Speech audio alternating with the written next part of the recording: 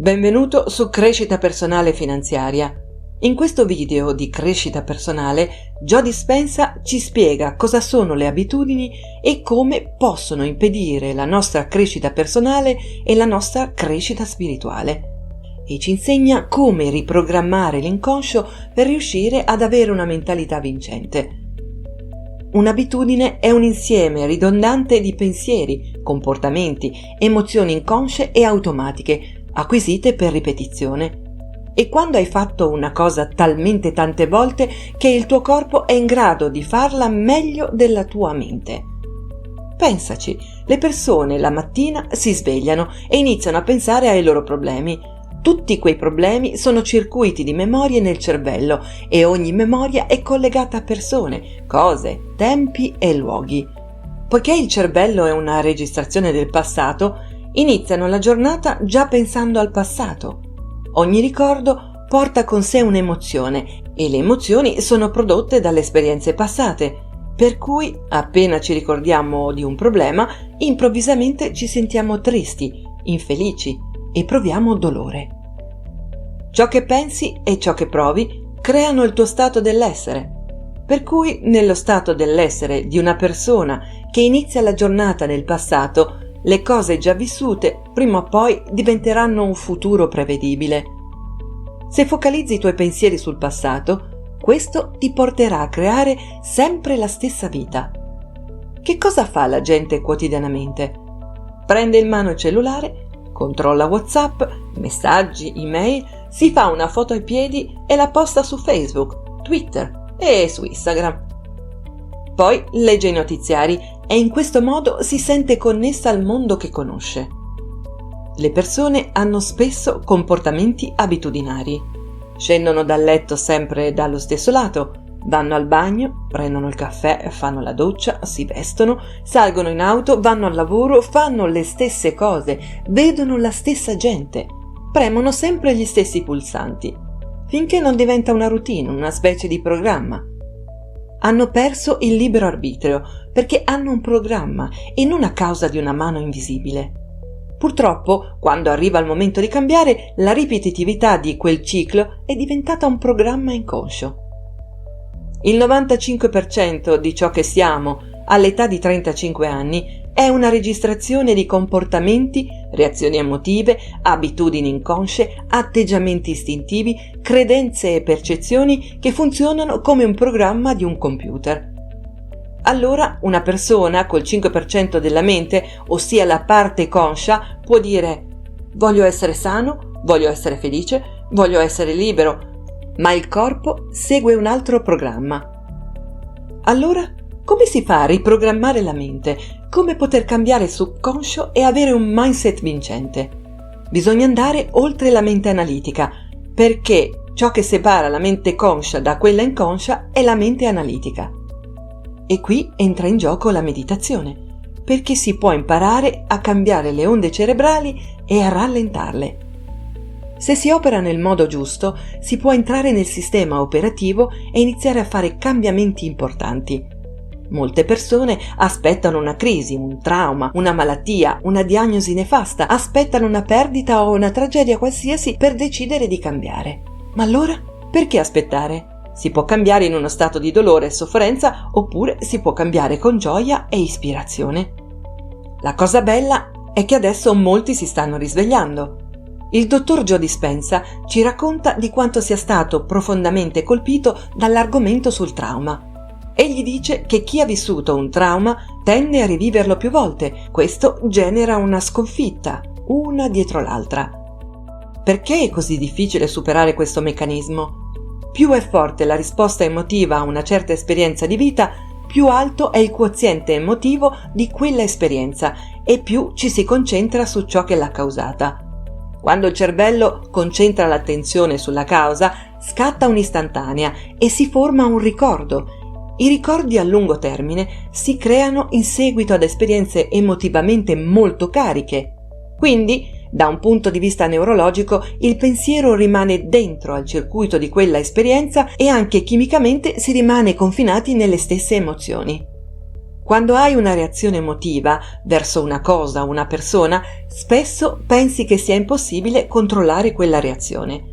In realtà, se protrai quella reazione, per ore o per giorni interi, si genera un malumore.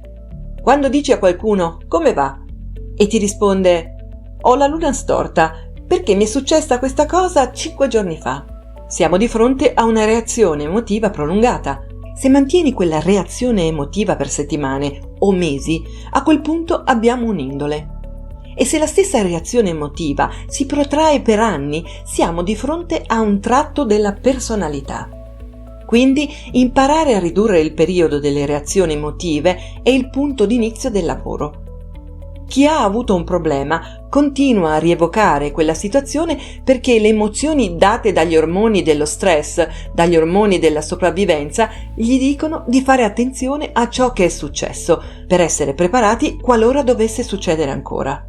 Sembra che molti passino il 70% della vita in modalità sopravvivenza e in condizioni di stress, creando uno stato di paura anche nel corpo. Se questa condizione dura a lungo, il corpo reagirà da solo con un attacco di panico. E non potete prevederlo perché è un programma inconscio. Quindi, quando dice a una persona «perché sei così?» e lei risponde «perché mi è successo questo 15 o 20 anni fa», da un punto di vista biologico significa che la persona è rimasta lì, perché le emozioni legate a quell'esperienza danno al corpo e al cervello una scarica di energia. Le persone diventano dipendenti da quelle scariche emotive e usano i problemi della loro vita per riaffermare i loro limiti, per sentirsi emotivamente vive. Così, ogni volta che rievocano la situazione, nel cervello e nel corpo si producono sostanze chimiche come se quella situazione stesse di nuovo accadendo. Cosa c'entra col cambiamento? Il corpo è la mente inconscia, di conseguenza non distingue tra l'emozione creata dall'esperienza e l'emozione creata dal solo pensiero. Il corpo ci sta credendo, sta vivendo la stessa esperienza del passato, 24 ore al giorno, 7 giorni su 7, 365 giorni l'anno. Quelle emozioni allora influenzano i pensieri, i quali ricreano le stesse emozioni che a loro volta richiamano gli stessi pensieri, mantenendo lo stato dell'essere di quella persona nel passato. Per cui la cosa più difficile del cambiamento è non scegliere più ciò che hai scelto prima. Appena decidi di fare una scelta diversa, preparati, perché ti sentirai a disagio. La cosa grave è che continuiamo ad attivare i vecchi circuiti, che diventano sempre più istintivi, per cui basta un pensiero e il programma diventa già attivo.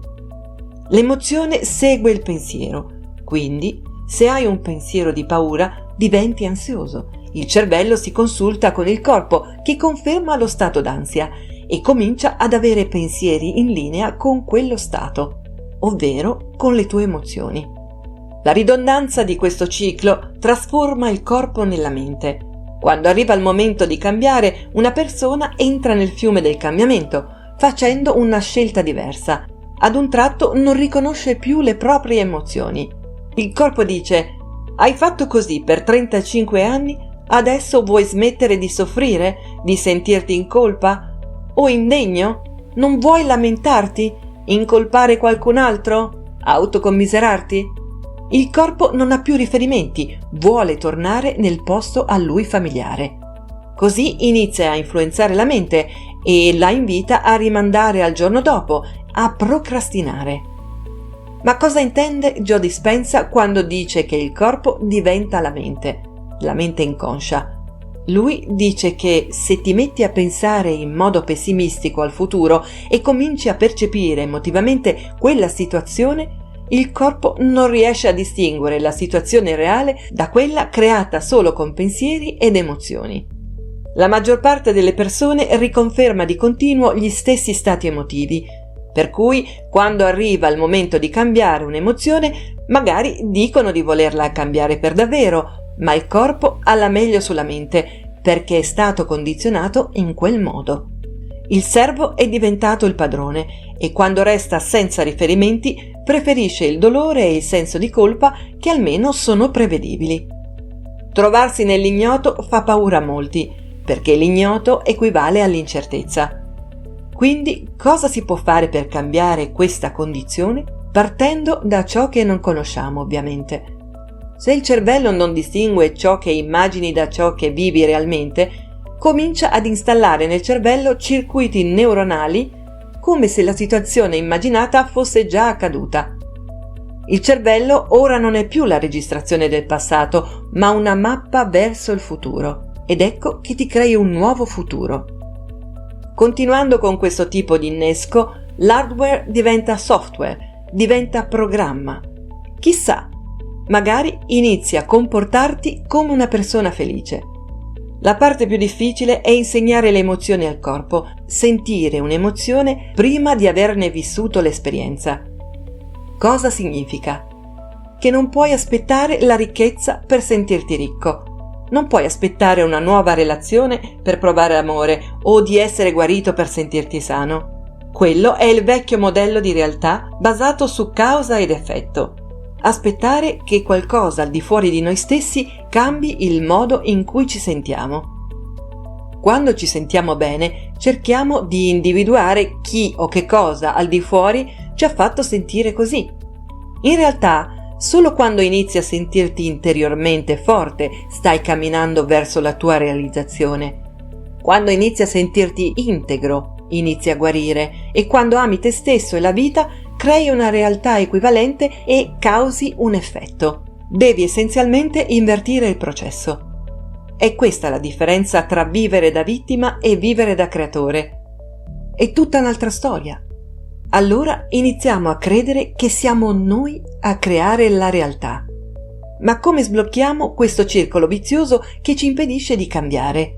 Qual è il meccanismo che ci permette di visualizzare delle situazioni in cui ci sentiamo forti e di vedere noi stessi nel futuro in uno stato diverso? La meditazione. Perché serve la meditazione? Perché ci sediamo, chiudiamo gli occhi e ci scolleghiamo dall'ambiente esterno. Vedendo meno cose, il cervello è meno stimolato. Ascoltando musica rilassante o mettendo gli auricolari, al cervello arrivano meno informazioni sensoriali, ti stai scollegando dal tuo ambiente abituale.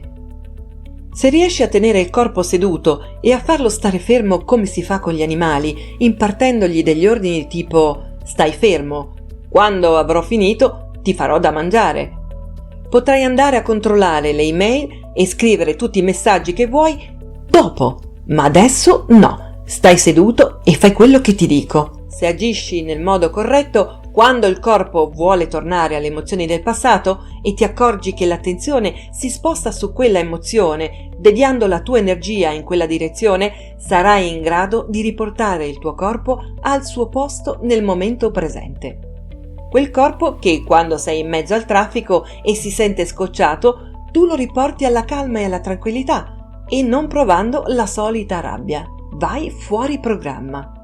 Ogni volta che rimetti il tuo corpo a posto, nel momento presente, stai dicendo al tuo corpo che lui non è più la mente e che la mente sei tu. La tua volontà adesso sta superando il programma e se continui a farlo costantemente, lo addestrerai come se dovessi addestrare uno stallone o un cane. Alla fine si arrende. Quando succede, quando il corpo non è più la mente e alla fine cede, c'è un rilascio energetico. Dalla particella si passa all'onda e dalla materia all'energia e noi ci liberiamo delle catene di quelle emozioni che ci inchiodano al passato. Facci sapere se riesci ad addestrare il tuo corpo con questo video di Joe Dispenza in italiano.